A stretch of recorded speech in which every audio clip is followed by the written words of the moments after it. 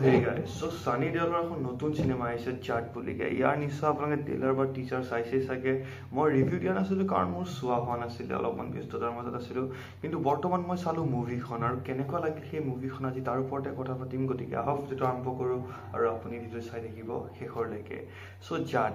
ইয়াৰ আগতে সানি দেওলৰ আন এখন মুভি আহিছিল যোনখন হ'ল গদৰ 2 সেইখনৰ কাহিনীটো ইমানটা ভাল নাছিল যদিও মুভিখনে বহুত ডাঙৰ ৰেকৰ্ড কিছুমান কৰি থৈ গ'ল আৰু মুভিখন আছিলে ব্লকবাষ্টাৰ আৰু লাৰ্জাৰ দেন লাইফৰ ওপৰত কথা পাতিব গ'লে সলমান খানটো কৰে কিন্তু মানে আনৰিয়েলিষ্টিক একশ্যনৰ ক্ষেত্ৰত ক'ব গ'লে সানি দেওলক চাব পাৰি আৰু তেখেতৰ একশ্যনবোৰ চাই পেলাই বিশ্বাসো কৰিলোঁ যে ইয়েছ এইটো সানি দেওল হয় এখেতে কৰিব পাৰে লাইক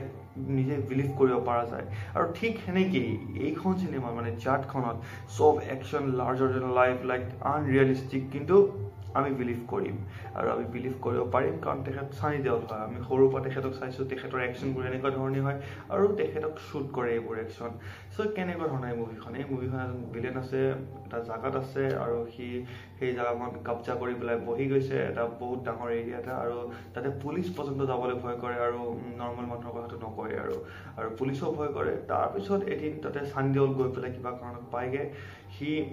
ব্ৰেকফাষ্ট কৰি থাকে ধৰক মানে ইডলি খাই আছে ইডলি খাই থাকোঁতে তাৰ ইডলি প্লেটটো সেই ভিলেনবোৰৰ মানুহবোৰে পেলাই দিয়ে তাৰপিছত সানি দেওলে চৰি শুনিব বিচাৰে কিন্তু চৰি নকয় তাৰপিছত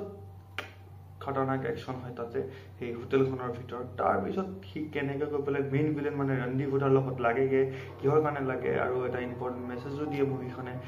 এইবোৰৰ ওপৰতে গোটেই কাহিনীখন আৰু অভাৰঅল ক'ব গ'লে বহুত বেছি কাহিনী হয় কিন্তু কাহিনীখন যেনেকৈ প্ৰেজেণ্ট কৰিছে সেইটো চাবলৈকে ইণ্টাৰেষ্টিং হয় আৰু মেইনলি সানি দেওল আছে সেইকাৰণে চাবলৈ বেছি ইণ্টাৰেষ্টিং লাগে তেখেতৰ এক্টিংটো বহুত ভালেই হয় এইটো সকলোৱে জানে আৰু লগতে একশ্যন যিবোৰ দেখাইছে ভাই চাহাব like out of this world মানে আপুনি এনেকুৱা একশ্যন আজিলৈকে দেখা নাই চাগে আৰু 16+ মুভি হয় গতিকে মাৰ ধাৰ কাটা মৰা আৰু এটা বেয়া গালিও আছে মুভিখনৰ ভিতৰত আৰু মানে ভলগাৰিটি নাই কিন্তু এইটোৱে আৰু সৰু পোৱালিৰ পৰা দূৰত থকাটো ভাল কাৰণ কাটা মৰা বহুত কিবা আছে আৰু এক্টৰ্ছ লগত কথা পাতোঁ এক্টৰ্ছ আছে সানি দেওল লগতে ৰণদীপ হুডা আৰু মাই গড আৰু কি লাগে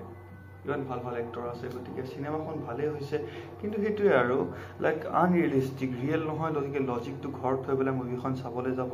একো লজিকেল চিনেমা নহয় আজিকালি সেনেকুৱা হ'ব নোৱাৰে আৰু কেনেকুৱা টাইপ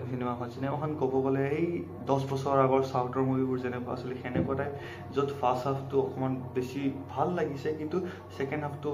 বহুত টিপিকেল বনাই দিছে তেখেতসকলে আৰু জাষ্ট সানি দেওলৰ জেগাত যদি ৰবি তেজা থাকিলে হয় তেন্তে সেই 10 বছৰ আগৰ চাউথৰ মুভিয়ে হ'লে হয় এখন ঠিক সেনেকৈ ষ্টৰি আপুনি চাই পেলাই ফিল কৰিব যে এখন চাউথৰ মুভি হৈ চাগে কিন্তু হয় এখন বলিউডৰ মুভি গতিকে আপুনি চাইছে নে মোক কমেণ্ট জনাব আৰু যদি চোৱা নাই তেতিয়া নিশ্চয় এবাৰ চাই ল'ব পাৰে মাছ এণ্টাৰটেইনিং মুভিৰ ভিতৰত ভাল আছে অপশ্যনটো